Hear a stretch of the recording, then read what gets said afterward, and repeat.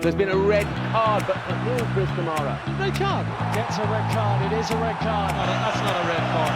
And a red is a red card for Zidane. 4 lads, 1 red card.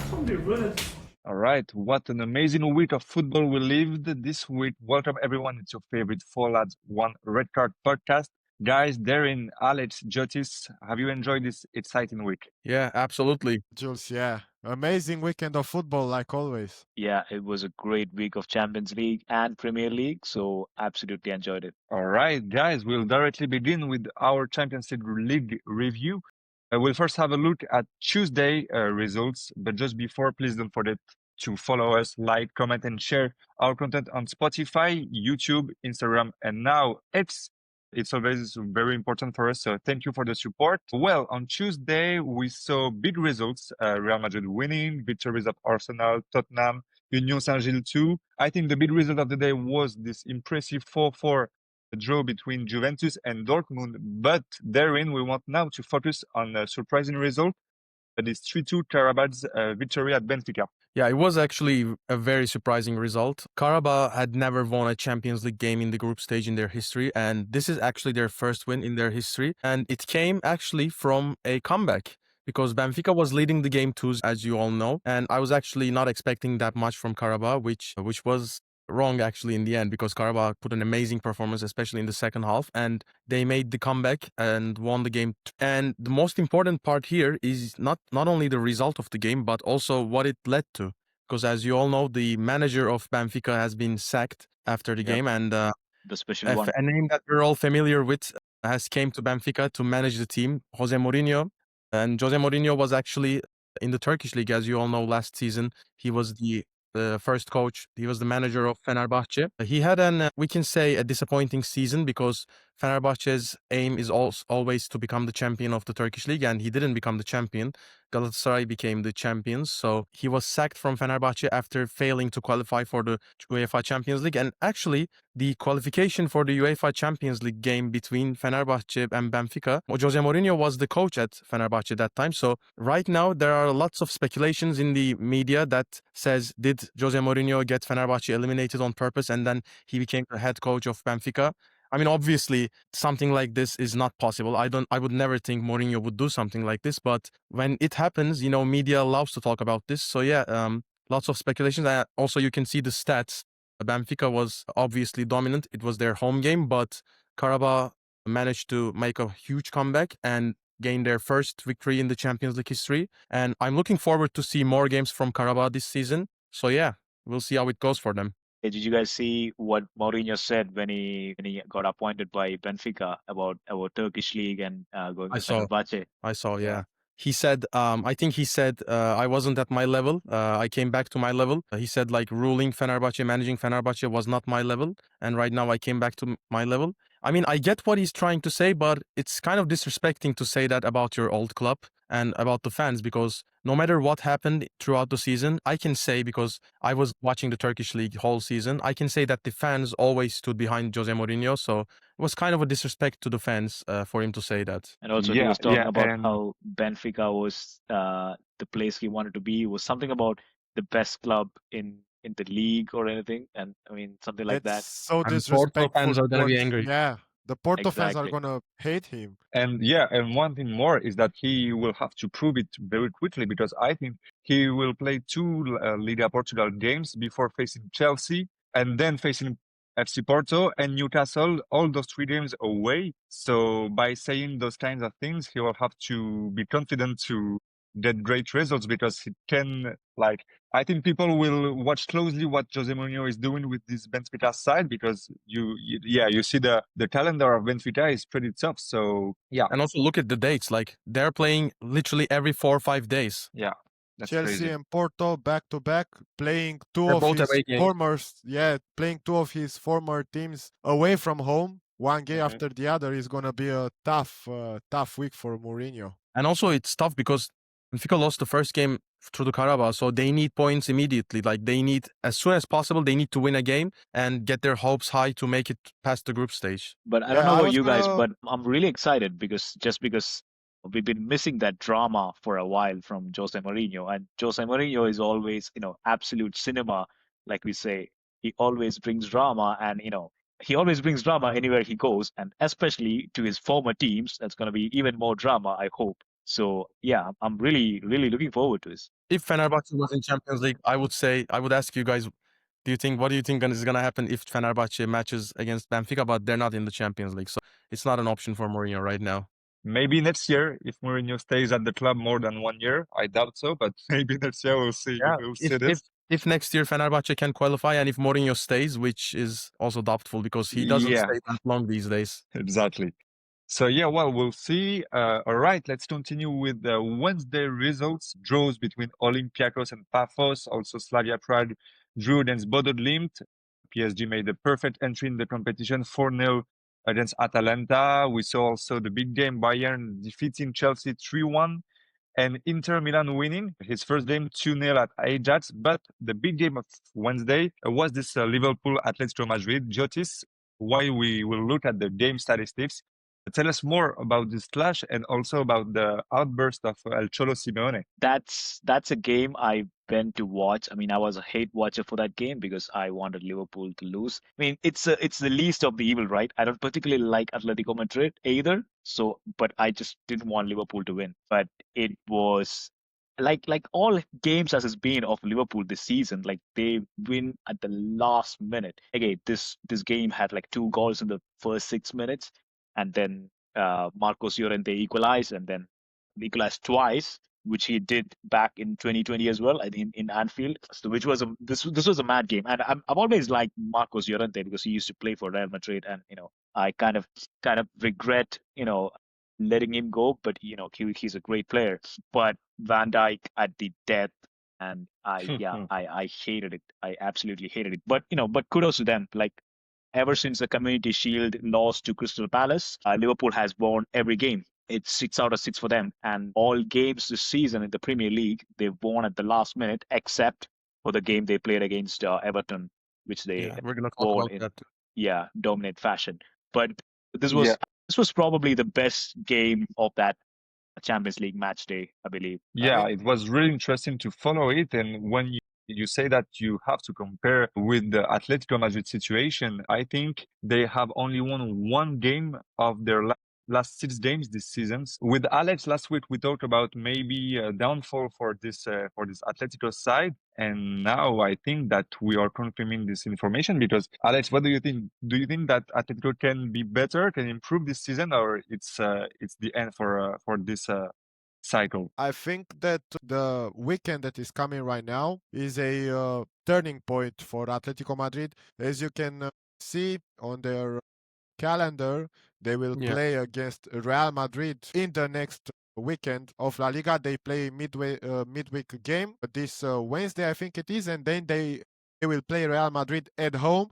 And always a Madrid derby at Metropolitano is a very, very tough game. So I think if Atletico manages to win that game, or even get a good result, like a hard-fought draw or something, this could raise their morale and they could kickstart their season from that point. But if they will get beaten by Real Madrid as well, I think it will be completely over for Atletico. I even saw something like when Simeone took out Julian Alvarez, not in the game against Liverpool, but in the game they played in the weekend against Mallorca, which they also failed to win. It was a 1-1 draw.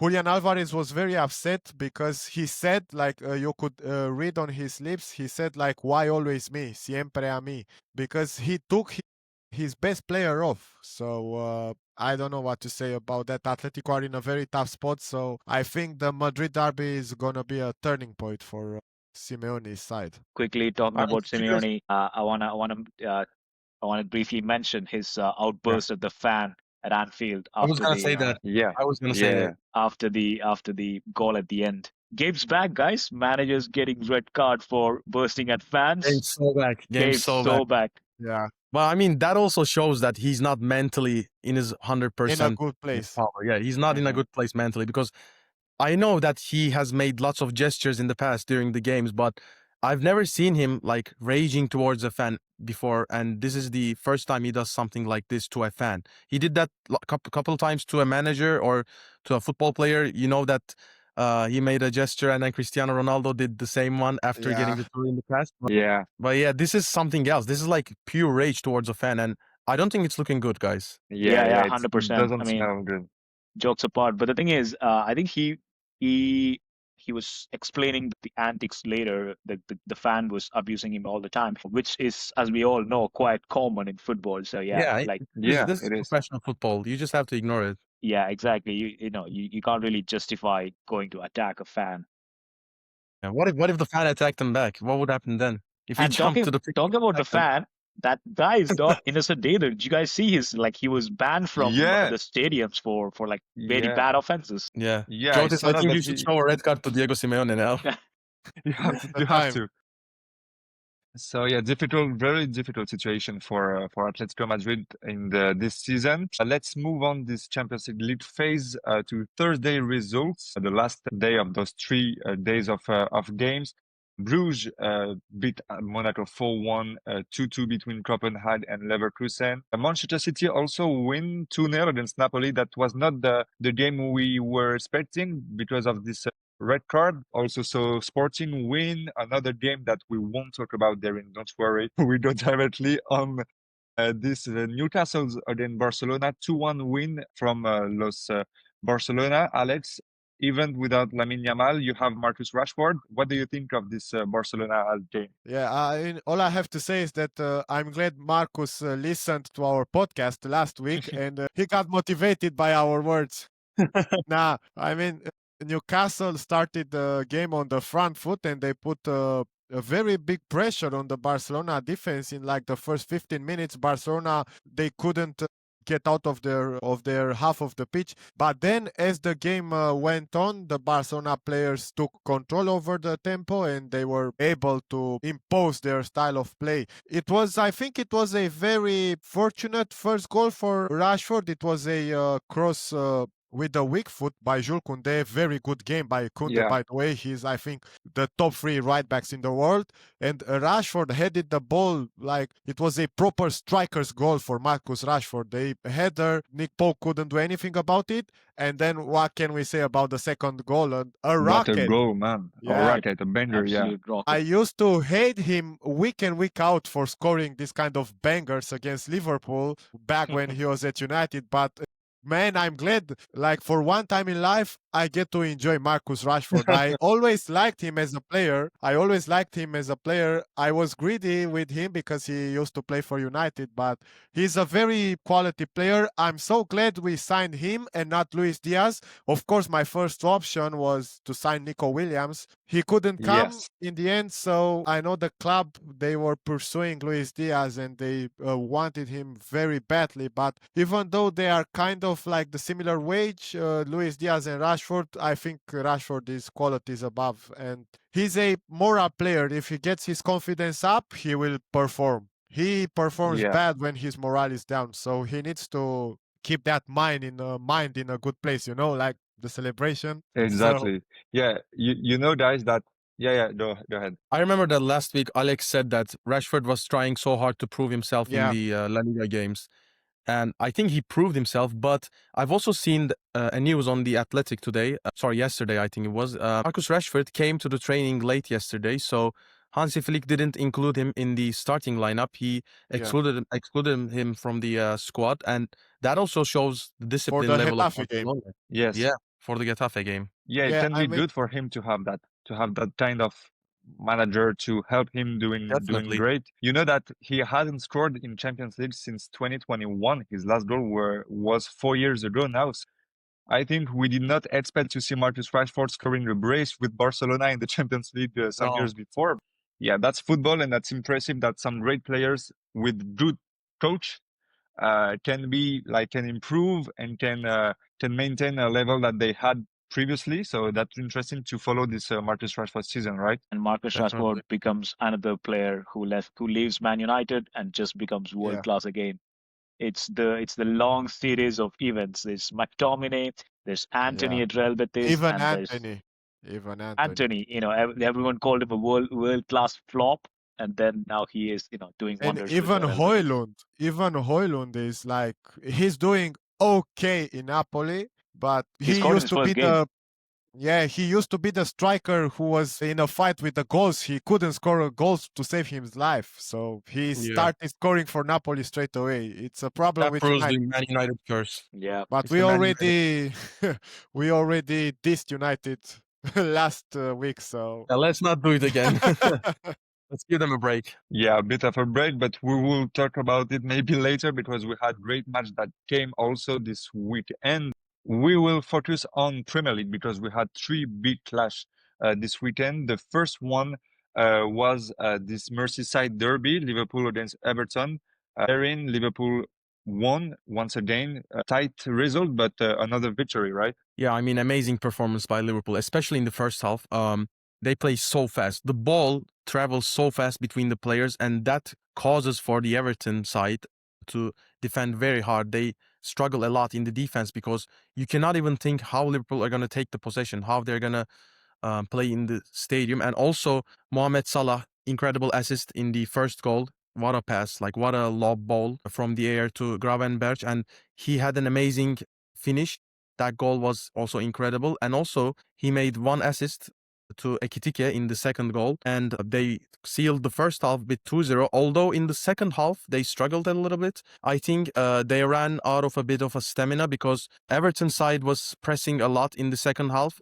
I do believe that the coach talked with the team and changed the tactics a little bit because in the second half, Everton was insisting more to keep the ball, to keep the possession, whereas in the first half, the possession was more in the Liverpool side. So they found a goal with Gaya in the 58th minute, but that wasn't enough. They tried so hard to find the second goal, but at the end of the day, Liverpool was more dominant and they secured the victory in the derby with 2-1 and added 3 more points to their side for the Premier League title that they pursue. you know, one thing that I think is very interesting to point out is this game is Ekitike. Isak started the Champions League game against Atletico Madrid. He did all right, but he couldn't get his name on the score sheet. And then Ekitike starts the next game against Everton and he scores.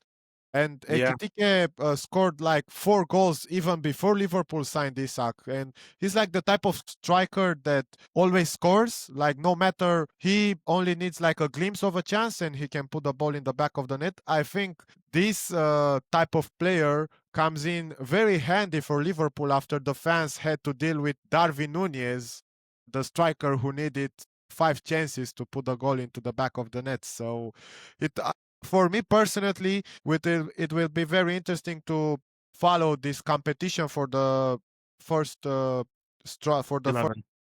11 Yeah. for the striker One thing I position was between Isaac and Ekitike. One thing I was really happy to see in that Liverpool Everton game, again, like don't care much about Liverpool, but Grealish, it was really happy to see Grealish, being in his natural habitat and Yeah, man. just Yeah. dribbling. That's something he forgot or he couldn't do at Man City. Like Pep always want the players to keep the ball, so he can't really take risk and take one-on-one against defenders. But he was free flowing on that left wing, which I was really happy to see. And he got a pre-assist for that goal, I think, which was amazing. So that was something I was really happy to see. Yeah, he's doing very well since the start of the season, and I think he said something Definitely. about this match. He said that when he has confidence, when he has the club with him, he can be one of the best players. And I think that was like speak to Guardiola because he felt no confidence in Man City last seasons, maybe, and now when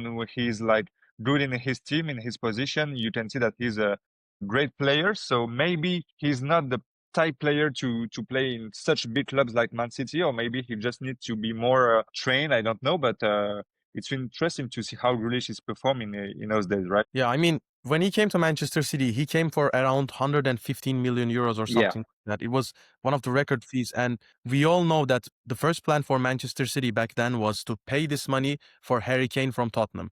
But Yeah. since Tottenham rejected that transfer, they decided to put this money into someone else, and that person was Jack Grealish. So the expectations from him was too much. I mean, he's not a Yes. striker. He's a winger. As Jotis said, he loves to dribble.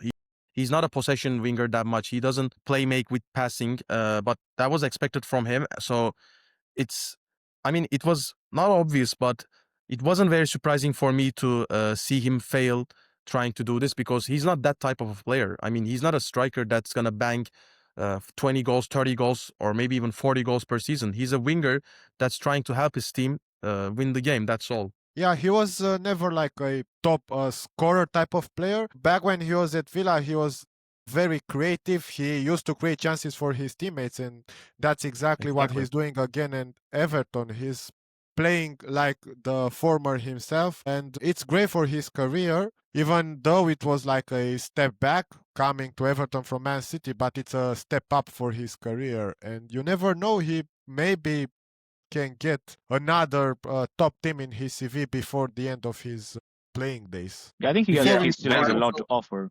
He's still exciting. He's still young. How old is he? 25? No, he's 27, he's 28. No, 30. it's more. He's 30? He's 30, No yeah. way. 30. I thought he Yeah, was like 28 or something. yeah, but no, Yeah, I no, thought that too. he's But 30. yeah, so okay, Wow. he has to Time prove all moves the fast. things Yeah, right now. not too Yeah, long. time goes fast, right? God damn, he's really Yeah. 30. I just checked. Wow. Unless he's like Luka Modric, then he Time has like flies, guys. another 10 Time years. You is too didn't fast. believe in my stats. You had to check. True. Yeah, we have our own football encyclopedia here. Exactly. Yeah, we don't have to check on the internet. We have Alex. Yeah. Yeah, so this weekend we have lots of big results. Tottenham drew, I think, 2-2 at Brighton. West Ham lost once again, this time against Crystal Palace. Also drew between Bournemouth and Newcastle, and Aston Villa, who struggled against Sunderland. I think in the next weeks we can maybe have a talk about this Aston Villa side, because they are doing very bad this start of this season. So it can be interesting to see what is happening with Aston Villa. But guys, now I want to talk about the other big match of last Saturday. This Manchester United against Chelsea at Old Trafford. We'll have a look at the game statistics, but I want before to say something. You know that during on the group, I text you, I send you things because it's enough for me. We saw Chelsea's goalkeeper Robert Sanchez sent off in the 4th minute of this match for an absurd foul on Brian Bomo. I don't know if you saw this foul, but it's like he's playing with young people on the street. I don't know how well, okay, I will explain it. It was a heavy-handed exclusion, and so that put Chelsea in a difficult position right from the start of the match. So as the match started, we knew that Chelsea will struggle to do something because their goalkeeper did this. And my rant today is that we heard this summer rumors about, for example, Mike Maignan going to Chelsea or other goalkeepers. Yeah. But ultimately, Chelsea preferred to invest astronomical sums once again in attackers, wingers, neglecting an already very shaky defense, as we see. In the end, once again, Robert Sanchez, also this defense, but Robert Sanchez that cost the Blues some important points in the Premier League. And I really don't understand the Chelsea strategies about the defense. I think that it's also very frustrating for Enzo Maresca, for the supporters, for the staff, but you cannot have to the objective to win titles when you have a goalkeeper that is doing some faults like this in such important games, right? It was Yeah, I mean, stupid. It was really stupid. Like the guy very comes stupid. out of his box Nonsense. and then he raises his leg up towards the knee of the defender. Like, what do you expect? You're an experienced goalkeeper playing in the Fifth Premier minute. League. 5th minute. Prime Fifth Sergio minute. Ramos. And it was Manchester United. So even if Brian Bomo scored, you'll have the time to score 2, 3, 4 goals. Don't worry, man.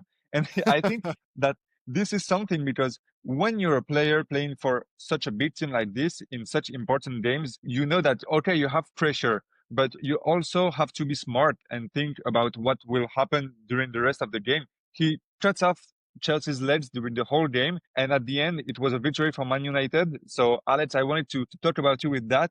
So an important victory for Ruben Amorim and his players. Do you think that this victory can give to the club some breathing space? Can Ruben Amorim stays a little more at United, or what do you think? I think I saw something today, like on the football memes, like Chelsea playing DHS, purposely losing against United in order to keep Amorim at the club for like one more month. So I think we always talk about every Manchester United win like, oh, is this the moment that will kickstart their season, that will kickstart their revival era, and then they go on to lose the next game. You just cannot predict anymore what can happen with this club. For me, I personally thought that Chelsea could get at least a draw from this game, but because of that stupid goalkeeper that you just mentioned, Robert Sanchez, they couldn't do anything in the game because they had one player less basically from the start of the game. So Manchester United, you never know with them. I don't think this will kickstart their season. Personally, I don't think they will do as badly as they did last year, like finishing above the relegation zone. They will be like a Crystal Palace with more experience. They will finish like ninth. So it's Yeah, like it's an upgrade for Ruben like Amorim. mid-table. Going from 15th to 9. It's you build step by step. So What a great manager. yeah. Build success. Yeah, this is crazy. And you saw also that, so when Robert Sanchez was sent off, Maresca did two subbings. The first one was Pedro Neto that left off, and also, I don't remember the second one, but he subbed off two He's the attackers to Brazilian put, youngster, right? That yeah, guy, I forgot his Estevao, name. right, Estevao. exactly. Was it So Estevao? he subbed off Estevao. two Yeah. attackers to replace with one defender, one midfield. All right. So you have there were Cole Palmer and João Pedro on the attacking side. Okay, if you are 10 men, I can understand, even if you are playing against Manchester United. But then the worst thing is that Cole Palmer was injured, so he left the pitch and he put another midfielder. So you have only João Pedro who can be the attacker for this side, and you took 2 goals at that time. So at the halftime, it was 2-0 for Manchester United, and you only have one attacker and only 2 replacements left. So that was kind of chaotic game, a nightmare for Chelsea. There were a lot of rain. This game was very weird. And we also had this Casemiro red card. So I think this is not the best promotion for Premier League, those kind of games. But it's always nice to see scenarios like this. Yeah, dramas. When That's what makes yeah, football it's fun. like this game was only a drama. It was not a big game, to be Yeah. honest. I mean, That's what we I'm were not a talking. so I'm not a Chelsea fan, so I'm not extremely disappointed with the result. But one thing that I'm extremely disappointed is that I wanted to watch Estevao so much because I Yeah, truly believe that he's a huge talent, and I Yeah. have People lots are of talking hopes for very him. highly of him. Exactly. I like his play style. I like his talent a lot. But Sanchez not only costed the game, but also costed the game for him to play as well. Yeah, I was just gonna that say, is like, that is really bad. this is, I mean, again, Man United versus Chelsea was like bad for, I mean, good for in a certain way. But we were talking about how Serie A is lacking that kind of drama. So that's where, Premier League brings in. Was it the most exciting game of the weekend? Absolutely not. But was there plenty of drama? Yeah, Yes. So exactly. that kind of makes up, that kind of puts in case for like why Premier League is the most attractive league and the most, dramatic or interesting league in the whole world. And Yeah, also you're right. Casemiro getting just one more, like getting sent off also shows that United are not on a great pattern, because when the other team is one man down, you can't go on and make stupid tackles like Casemiro did and get sent off and then just lose the advantage for your Yeah. team. So United got very lucky. So this is one more reason why I don't believe they will have a great season. Yeah. Yeah, we'll see. Okay, guys, we now conclude this Premier League focus with the last big clash of the weekend, Arsenal hosting Manchester City. The result was 1-1, leaving both sides with some questions to answer still. Joris, you saw that game. What can we say about this clash? So I wanna read out the headline that was there on the Athletic. So how the Athletic described the game. So Athletic says Arteta versus Guardiola has become a boring battle of overwhelming caution. So that's exactly what this game was. I was in a bar watching this game, and I almost fell asleep multiple times. So the first goal came in at the 6th minute, right? And Yeah, at the 9th minute, and then Haaland brilliantly won the ball in the midfield, and then he ran past Gabriel, who could not keep up. Have you seen the meme of Robbie from AFTV trying to run up some stairs? Have you seen that meme? Have you guys seen that meme? You probably Yeah, have seen that meme. yeah. I So haven't. that was Gabriel against Haaland trying to keep up. yeah.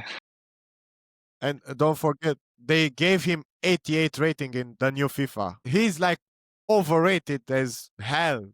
He's not like one of the world's best defenders. Like he's not levels above anybody else. So Yeah. yeah. Yeah, And that Man City game showed that. yeah. Yeah, Arsenal, you see the possession, right?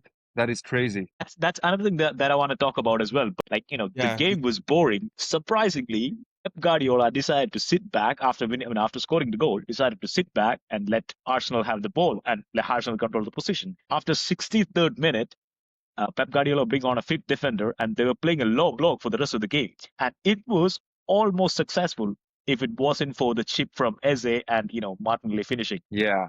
But it's surprising. Like, why is Guardiola starting to do this? What do you guys think? Yeah, I well, think I think he knows that his team is not as well prepared than before. He knows he has to adapt to, because winning the Premier League, okay, he has won it lots of times in a row. That was incredible. But what makes him a great coach, I think, is that he has to think about how to improve, even if he thinks he's the best.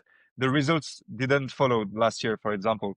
So he has to maybe give the ball to the opponent, try to find new solutions, even if it's not his style of play. He has to adapt.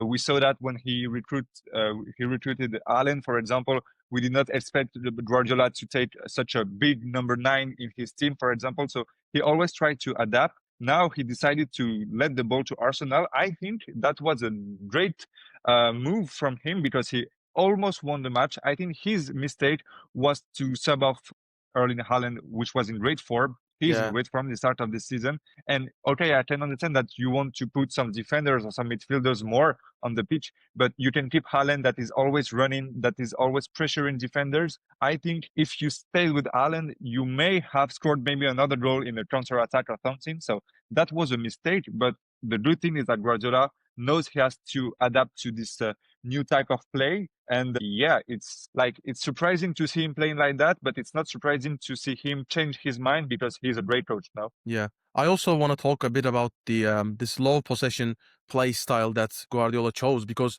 we all know that normally Guardiola would never try something like this. He's the guy who actually created the possession game. Not created, but like he made and brought the possession game to the top level. He always used that. He always used that against Real Madrid, against other teams in the Champions League, and also in the Premier League. That was his biggest weapon. But guys, I think we are truly seeing a trend change in the football. That is that big teams are slowly starting to leave the possession to their opponents, because I think it's so much easier to play transition. I saw that in a couple of games this past week, not only in the Manchester City Arsenal, but also when I was watching Champions League game between Galatasaray and Frankfurt. Galatasaray was having like 60% possession, 62% possession, and they were playing so well. But Frankfurt gave the ball to Galatasaray on purpose to trap them, and then they scored so many goals on the transitions when they recovered the ball from Galatasaray. And also in the Bundesliga, I was watching the Frankfurt's game against Union Berlin as well, because I liked how they played the game in the Champions League. And Union Berlin did the exact same thing against Frankfurt. They had like 24% of possession in the first half, and they scored like 4 goals against Frankfurt in the first half with 24% of possession. This is absolutely crazy. Wow. And I do believe that football is changing a little bit, because players cannot take this level of possession game. They keep getting injured because the calendars are so tight. They play so many games. So coaches somehow need to figure out a way to keep the stamina low and make the players rest a little bit. And I believe this is one of the ways, by giving the ball to your opponent and playing low level of possession with transition game. Yeah, I agree with what you say, because for example, if you watch PSG play, they always have the ball. They have 60, 70, 80% of possession. They are playing very well with the ball because they have the players to do that. But I agree with you, because now you see that PSG is missing a lot of players due to injuries. And that may be Exactly. a reason also, because as you said, when you try so hard to have the ball, to create everything on the game, you lose stamina, and you can be injured. And that's also an interesting point, because as we discussed last week, this Manchester United against Man City derby, you remember, Manchester United has the ball, has the possession too. So Guardiola let the other side once again have the possession. He won. This time against Arsenal, he didn't won, but I think it might be a good result for Man City away to have a point at Arsenal. So yeah, maybe it's a solution for coaches that used to have the possession to sometimes let the opponent have the ball and to change their style, maybe. And also, I Yeah. think we also need to like talk a bit about Arsenal. Like, I was listening to the Monday Night Football, the analysis on Sky Sports from Gary Neville, Roy Keane, and Jamie Carragher. And one thing Yeah. they all agreed on is how Arteta isn't like hesitant to make that challenge. Like, they're happy playing sideways. They're not really going for it. They're taking the risk to go in and attack and win the game. They got a goal which was more about City losing, having a moment of lack of focus Yeah, for a true. second than Arsenal actually finding a way. They were talking about how Arsenal isn't like really going for it. They've got the players, they've got really attacking minded players, they've got midfield, they've got the defense, but they're still hesitant. They want to play it safe, risking it. They're not gambling. They're not trying to win that, which I think is really true. And also, I just want to bring up one statistics about Haaland. So coming into this game, so his stats were 5 goals from 4 games, and that is his worst start to a Premier League. Yeah, Imagine. that's Yeah, crazy. the He guy has put the so high level so standards. above. Yeah. Yeah. Yeah, He's the only but alien among humans. But I think he played good against Arsenal. Especially, I was saying transition, and I think Haaland is a player that suits the transition play because he's so fast. And also he's very strong. He's so Yeah, fast, he's but at the same powerful. time he's very strong. Yeah, and it was very difficult for the defenders to hold tight to him. Actually, the goal that Man City scored, Haaland played like a very good through ball for Reinders. Like he was in between 2 Arsenal defenders and he Yeah. slotted the ball through Yeah. Reinders. And then Haaland continued his run towards the Arsenal penalty area and finished the chance. Haaland is a proper player, and every team would love to He's have. like a Greek god on the field. yeah, 100% with that hair as well. Yeah. I mean, speaking of Haaland, I think we should also talk briefly about Victor Gyökeres. What do you guys think about him? I would like to hear your opinions about him as well. Alex, go ahead. Okay, Or Jules, Alex. go ahead. Yeah. No, go because I have. Yeah, go on, Alex. I Controversial saw it. opinions? No, no. I mean, we still have to be patient with Gyökeres. He didn't score so many goals in the Portuguese league. If he wasn't that good, he wouldn't have scored that many goals if he wasn't a good player, because the Portuguese league is like a strong league. He still needs to adapt. He already scored like 3 goals for Arsenal, I think, 3 or 4 goals. And my message is to still be patient. We can start and diss him like after the 10 game. We can already start doing that with Florian Wirtz. He played so bad for Liverpool in every game he stepped onto the pitch. But yeah, regarding Gyökeres, we still have to be patient, in my opinion. I don't know about you guys. Jules, No, what do you- yeah, Jules. I kind of agree with you because, of course, he was playing in Portugal, now in Premier League. He has lots of pressure because he's Arsenal new number 9. They didn't have a number 9 before, so Yeah. of course, and he has scored. So we do not say lots of things about it, but just one thing: his first touch is horrific. To be honest, when he touches the ball, he always like.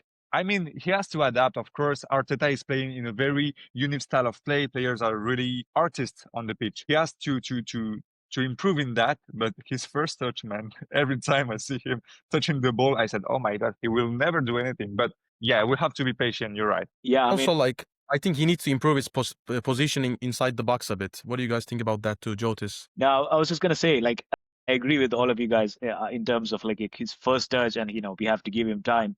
But I also think he's a bit slow for Premier League. Like, if you look at strikers, I mean, we just talked about Erling Haaland. Erling Haaland is strong and fast. You look Yeah. at someone like Gyökeres, he's not the fastest player on the field. I mean, He's heavy.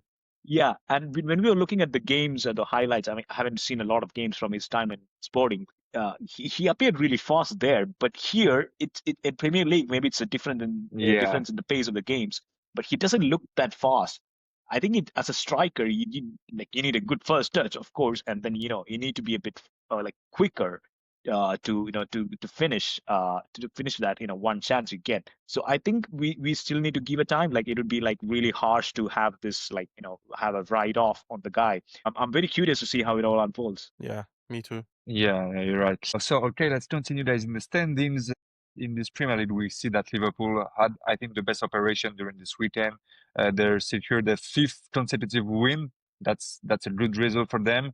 And they are Impressive. already pulling away in the Premier League with the 5-point lead over Arsenal, Tottenham, and Bournemouth. I think they all are at 10 points. Liverpool is 15 points. We have here the table. Man United is back in the top half of the table celebrated, but they're 11th place. Okay, that's all right, just behind Manchester City. So, okay, we have this table right now, and we'll have to wait, of course, and see what the rest of this English season has in store for us. Just to talk about the other good results of the weekend, we saw that AS Roma beats rivals Lazio 1-0.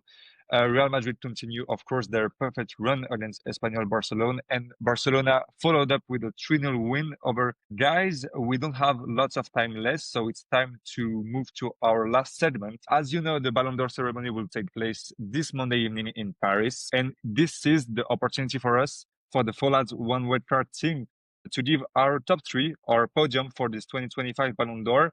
We'll begin with Alex. What would be your top three today? Okay, so I have two standings.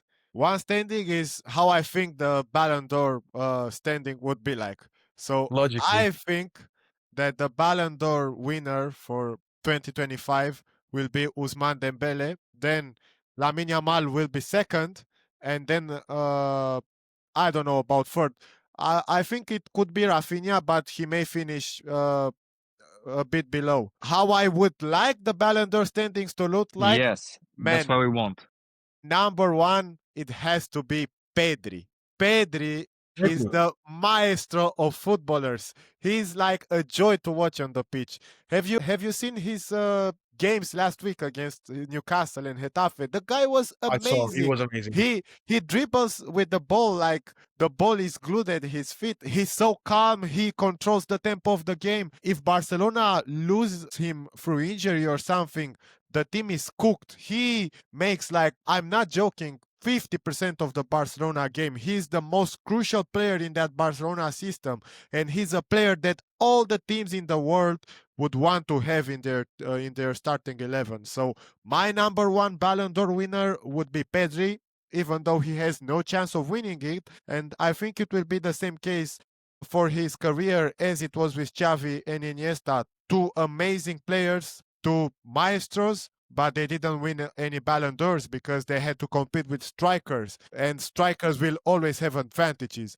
and then it doesn't even matter. So I would love Pedri to be first, Yamal second, and then Rafinha third. But Pedri is no way near, in real life, near that podium. So I think the Well, winner will maybe- be Dembele, even though I want Pedri to win it. Maybe if Spain can win the 2026 World Cup, and if Barcelona succeeds in that year, maybe Pedri can win it, because Modric did it before. You know, he played in the World Cup final, Yeah, he won the Champions League, and he won the Ballon d'Or because of that.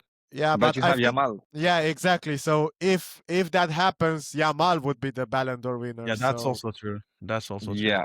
Forgot All about it. right. Yeah. So Alex's podium is 100% Barcelona based. I think we're not surprised about that, right? Nope. No I'll one is go with surprised. mine. I'll go with mine because you'll see. For my part, my top three will be third Vitinha, second Ashraf Hakimi, and first, of course, Ousmane Dembele. So 100% Parisian one. 100% Okay. Now we have Yes. No bias So, yeah, here, no, to guys. be- No bias. Yeah, exactly. Exactly. should I That's the say- rule. Should I say Victor Osimhen is gonna be the first in the Ballon d'Or then? Yeah. You're right, man. You can. So now, to be honest, it was very difficult to judge because there are so many players that are in contention for this award this year. I think of course, Pedri, Yamal, Rafinha. You can talk about Mohamed Salah. You can talk about lots of players. So it was really difficult to judge. But as a more or less objective Parisian supporter, I prefer to honor these three players. They have been impressive during all the season, and they were also indispensable in the conquest of all the titles we won, the Champions League, also FIFA World Cup final that we won. Honestly, the player who impressed me the most this season was Ashraf Hakimi, because I don't remember ever seeing a right back who was so decisive in lots of games like that. All the games he was decisive, excellent in attack, excellent in defense. He was very performing well at each step of these competitions that we played in. But yeah, so it was the most impressive player. But however, I'll give the trophy to Ousmane Dembele because, in my opinion, he was the man who led the Parisian side to the revolt and won those trophies. Do you remember in December, January, February, the matches against Man City, against Salzburg, against Liverpool? He was the captain of this boat that was like growing, and I think he represents the best this PSG side that has been amazing this year. So yeah, Dembele, Hakimi, and Vitinha for my part. I will go with Darren. What's your top three? So for me, the number 3 is Lamine Yamal. I put him in number 3 because he's still young. He has a huge career ahead of him, and also in the Nations League, as we know, they lost to Portugal. So if they won that game, maybe if they won that trophy, maybe I would have put him higher. But I think for me, he's gonna be number 3. By the way, this is the expectation that I would want to see for me. And number 2 for me is Rafinha. I think he had absolutely the best season of his career in the Champions League. He was amazing. I think he actually broke the threshold for himself. Like he went above the expectations for his talent level. And lastly, for the first one, I think Dembele, just as you, Jules, because he had a huge season as well. His time at Barcelona, as we know, it hasn't been very good. He was struggling a lot with the injuries. Lots of memes were getting around about him being in hospital always. But when he went to PSG, he found his level. He's extremely talented and he can play so well with the ball. He's fast. He can dribble. He can also finish the ball, surprisingly. I think that's the biggest magic touch that Luis Enrique did to him, because I remember at Barcelona, his finishing was not actually that good. No, Well, yeah, I do believe terrible. that.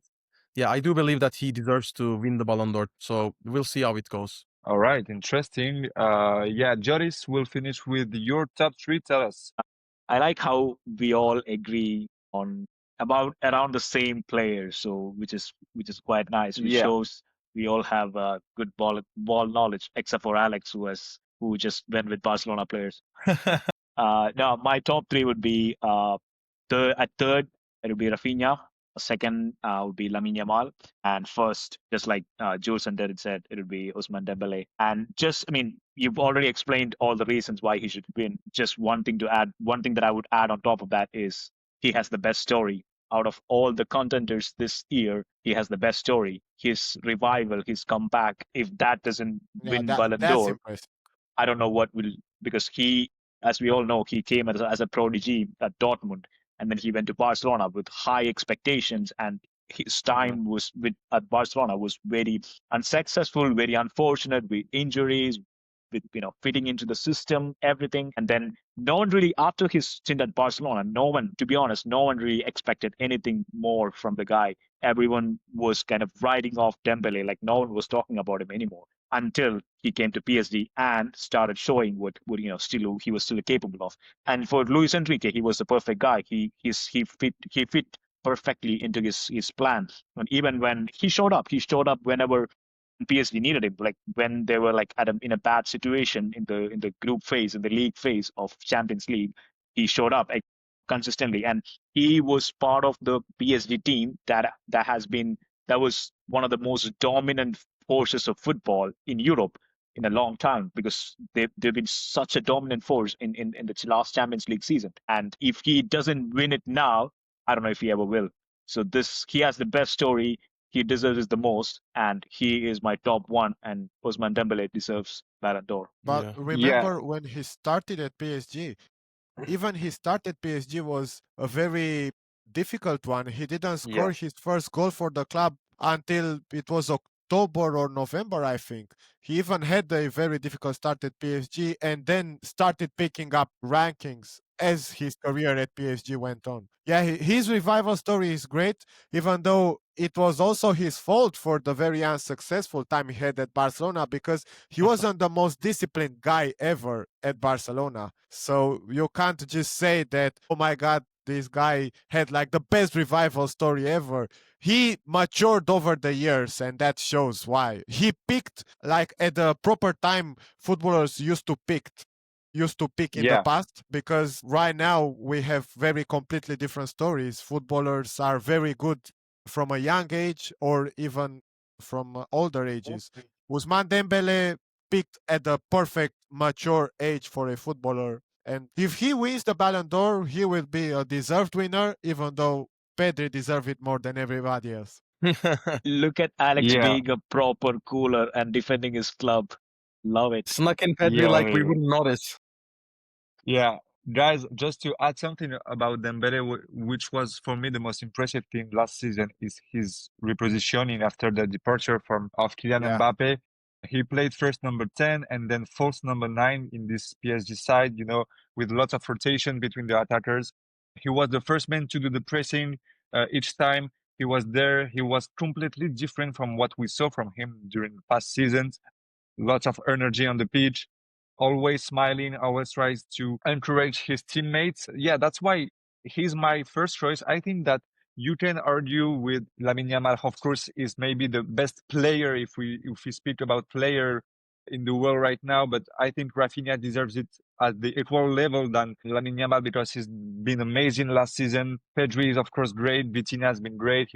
Everything that year, Hakimi too, but this Dembele mind change and also positioning change, I think it's really an art piece by Luis Enrique, but also a really strong work and intelligent, smart work from Ousmane Dembele. To be honest, I didn't thought that this kind of player that like Ousmane Dembele will have the intelligence to think his game with a change and also to like be the man that you put your hopes on. He scored a lot. You said that his finishing was terrible. So we saw that he practices and practices a lot now. And I think that, yeah, he deserved that trophy, even if this result of PSG last season was like a really collective result, like the Champions League. All the team was so great. They were dominant. You can talk about Fabian Ruiz, which was excellent. You can talk about Joao Neves. You can talk about Nuno Mendes.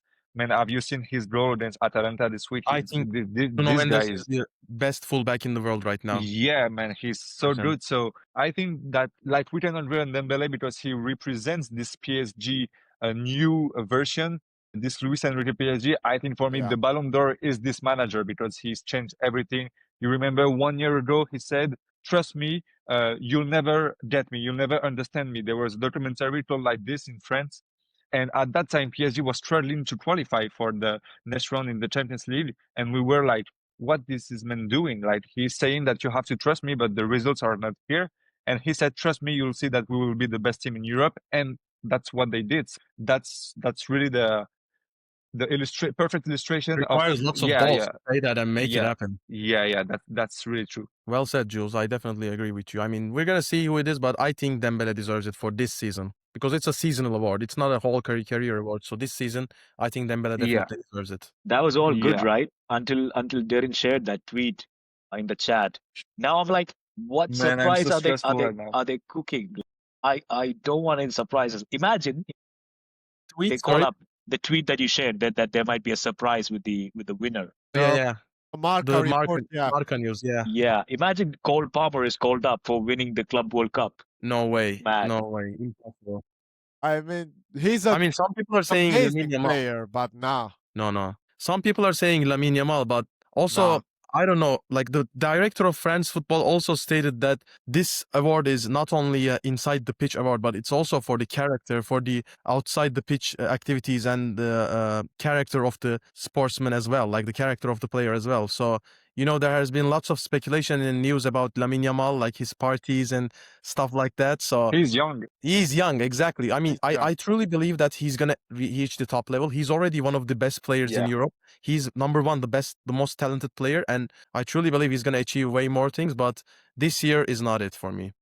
I Yeah, don't right. even want him to win it this year because he's too young. If he was the best player in the world, yeah, he could be a deserved winner. But he was very good, amazing season. He's had an amazing season, but there are other options that are above him. So now, Yeah, there are. and personally, I think there would be so much hate towards Lamine Yamal if he wins it, and I don't think the guy deserves that. He would No. be hated like around all the stadiums in Europe, basically, and he doesn't deserve that.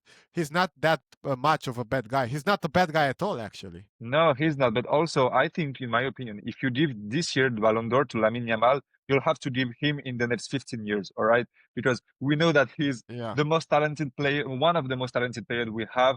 We know that his evolution will improve and improve I hope for him, to be honest, Yeah. every season. And his season was great.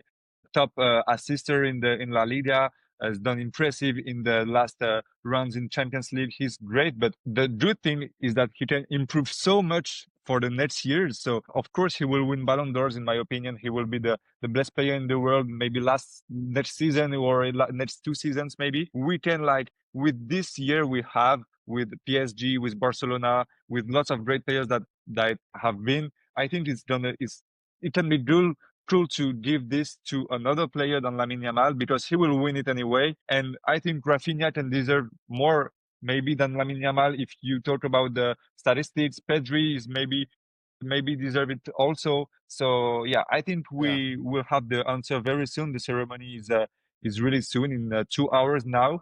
Yeah. Guys, thank you very much. Thank you all for joining us today. Once again, guys, please remember to support us on our social media channels. We have Spotify, YouTube, Instagram, Twitter. So apes, 4 lads, 1 red car. We'll be here next week. Joris, Darwin, Alex, thank you very much, guys. See you Thank next you. Thank Monday. you as well, Jules. See you Before next we- week, guys. Before we finish, can anyone name what club this is? Alcorcon, mate. Of Is course. it Alcorcon? Yeah, it is Eddie Wow. Alcorcón. How did Alex know this? Yeah. I mean, I'm not surprised, but how do you know this? We used to pass through Alcorcon by the train when we used to go to Móstoles. So, and Ah. also they beat Real Madrid in 2009. Yeah. This If our guy- viewers don't know, Just just a very brief information. If our viewers don't know this, but we all know each other from Madrid. We met in Madrid Yeah. because we went to a graduate school in the Real Madrid graduate school there. Yeah. So that's how we know each other, and that's how this podcast is born. So thank you guys. Thank Thank you. you, Thank you very guys. much. See you next See you all Monday. next week. See you. See you. Bye bye. Bye bye. Bye.